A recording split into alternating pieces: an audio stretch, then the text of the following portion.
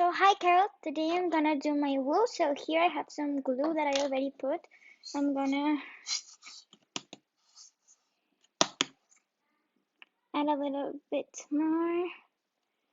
So here I have the borax mixed with already some water.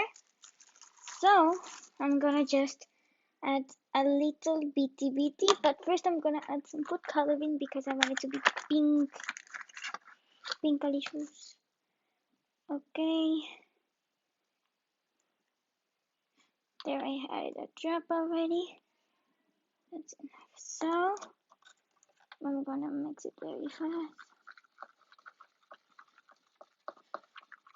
Okay, I already have a reddish.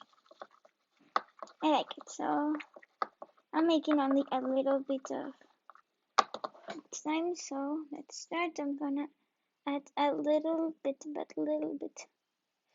of some of the borax, and it already started to get the same shape. So I'm gonna keep on mixing, but I think it's missing a